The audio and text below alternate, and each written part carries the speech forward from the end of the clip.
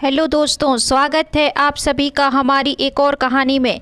आज मैं आपको एक ऐसी लड़की की रासलीला की कहानी सुनाने जा रही हूं, जो फेसबुक की प्रोफाइल पर मोटे नागराज की फ़ोटो देखकर अपना दिल हार बैठी थी और बंद गुफा खुलवाने के लिए दिल्ली से मेरठ जाती है।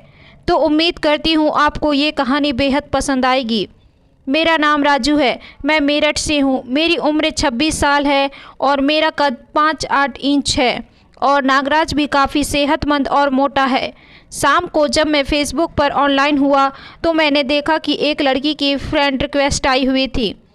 मैं देर न करते हुए उस रिक्वेस्ट को जल्दी से एक्सेप्ट कर लिया और मैसेज किया, हाय। थोड़ी देर बाद वह भी ऑनलाइन आ गई।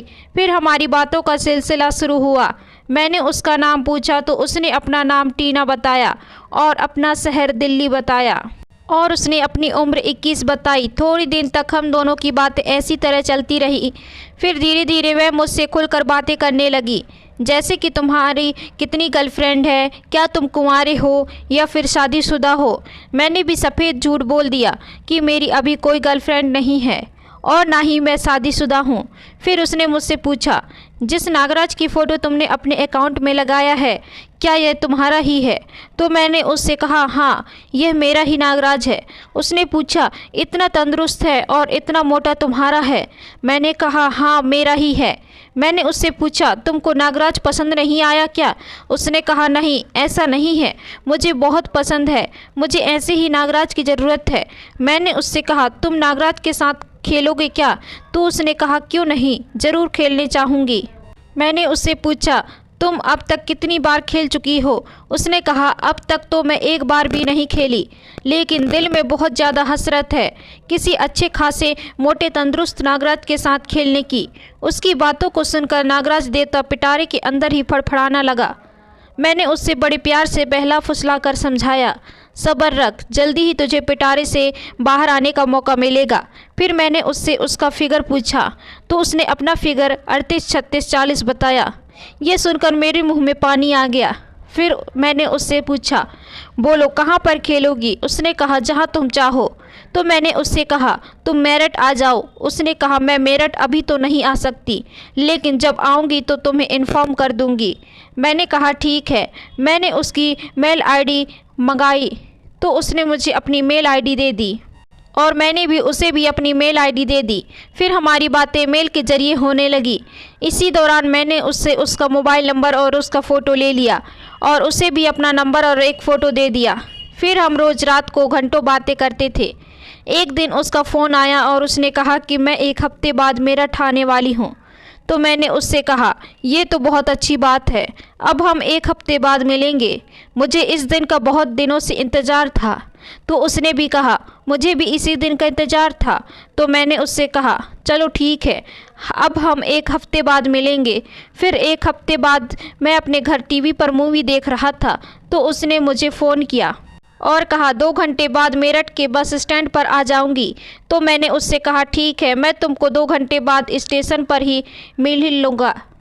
तो उसने कहा, ठीक है, आ जाना, भूलना मत। मैंने कहा, मेरी जान, मैं कैसे भूल सकता हूँ, इतने टाइम से इंतज़ार कर रहा हूँ, जल्दी आ जाओ, अब रहा नहीं जा रहा है। मैं जल्दी से बाथरूम में गया और अपनी साफ़ सफाई शुरू कर दी।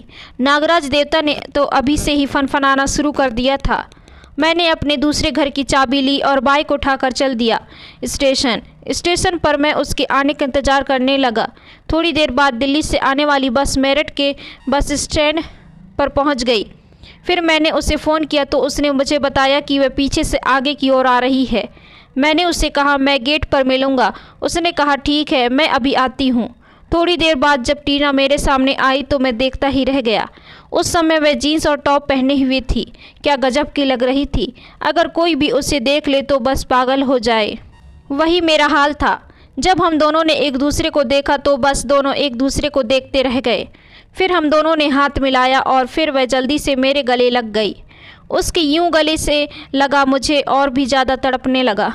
मैं खुद पर काबू नहीं कर पा रहा था और नागराज देवता तो पिटारे से बाहर निकालने की भरपूर कोशिश कर रहा था।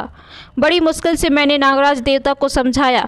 उसकी भी नज़र बार बार नाराज पर पड़ रही थी और अंदर ही अंदर मुस्कुरा रही थी। फिर उसने कहा, राजू मुझे भूख लगी है। तो मैंने कहा ठीक है, चलो चलते हैं किसी रेस्टोरेंट में। मैं उसे एक अच्छे रेस्टोरेंट में लेकर गया। वहां जाकर हम दोनों ने पेट भरकर खाना खाया। खाना खाकर चल दिए अपने खाली मकान की ओर। मेरा एक दूसरा मकान भी है जो हमेशा खाली रहता है, इसलिए मैंने वही जगह चुनी। टीना के साथ खेलने की टीना मेरी बाइक पर पीछे बैठी थी। रास्ते में बाइक चलाते वक्त टीना ने मुझे कसकर पकड़ लिया। वह जो दो कबूतर पिंजरे में गए थे वह दोनों बार बार मेरी पीठ से टच हो रहे थे। मुझे बहुत मज़ा आ रहा था। थोड़ी देर बाद मैं उसे लेकर अपने खाली मकान में पहुंच गया। हमने अंदर जाते ही अंदर से दरवाज़ा बंद कर लिया। मैंने उसे अपनी बाहों में ले लिया और फिर मैंने उस होंठ पर अपने होंठ रख दिए। मैं उसे चूमने लगा और हम दोनों एक दूसरे के करीब 15 मिनट तक चूमते रहे। फिर मैंने उसे अपनी गोद में उठाकर बेड पर ले जाकर लिटा दिया।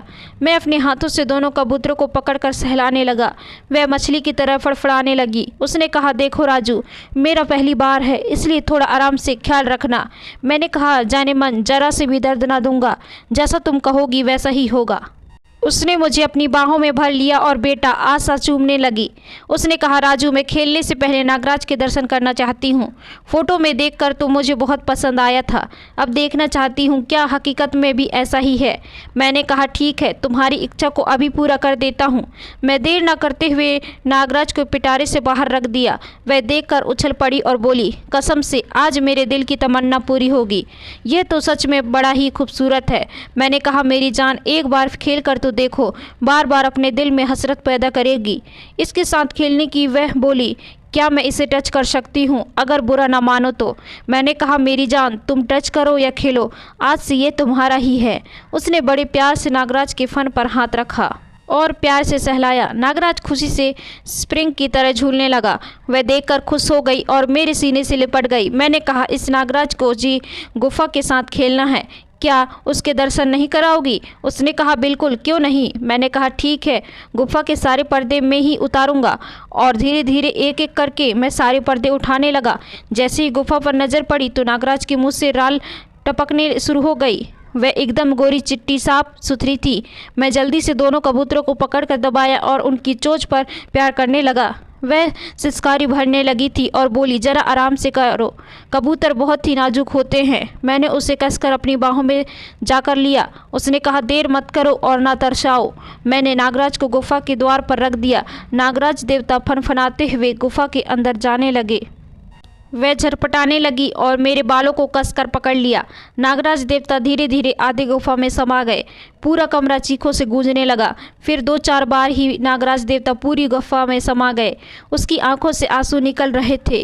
वह बुरी तरह झटपटा रही थी। करीब 10 मिनट तक उछल कूद करने के बाद नागराज ने अपना दम तोड़ दिया और अपना सारा जहर गुफा में छोड़ दिया।